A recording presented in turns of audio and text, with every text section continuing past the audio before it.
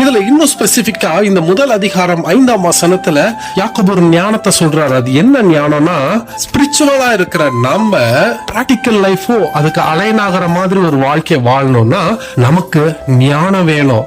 அந்த ஞானத்தை தான் இங்க கேட்க சொல்றாரு. குறிப்பா முதல் அதிகாரம் 5ஆம் வசனத்துல என்ன சொல்லுறாருன்னா, குறிப்பா உபத்திரவங்கள், பாடுகள், சோதனைகள், இந்த டெம்டேஷன் இதெல்லாம் வரும்போது அநேக விசுவாசிகள் விழுந்து போறாங்க. மத்தவங்க கிட்ட சண்டைக்கு போய் நிக்கிறாங்க. என்ன முடிவு எடுக்கணும்னு தெரியாம தடுமாறுறாங்க.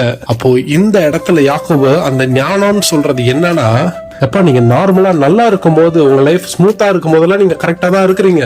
ஆனா சில கஷ்டங்கள், உபத்திரவங்கள், சோதனைகள் வரும்போது நீங்க தவறீங்க பாத்தீங்களா? அப்படி நீங்க தவறாம கீழே விழுந்து போகாம உங்க பிராக்டிக்கல் லைஃபும் உங்க ஸ்பிரிச்சுவல் லைஃபும் ஒரே மாதிரி இருக்கணும் அப்படின்னா ஆண்டவர் கிட்ட அந்த ஞானத்தை கேளுங்க. அவர் அந்த ஞானத்தை கொடுப்பார். அதுவும் கேட்கிற யாரும் ஒரு சிலருக்கு மட்டும் கொடுப்பாருன்னு சொல்லல, கேட்கிற யாவருக்கும் கொடுப்பாரா. அதுவும் பூரணமாய் கிடையாதான், சம்பூரணமாய் கொடுப்பாருன்னு ஆண்டவர் நமக்கு யாக்கோபு மூலமாய் நமக்கு வாக்கு பண்ணிருக்கிறார். அப்போ நம்ம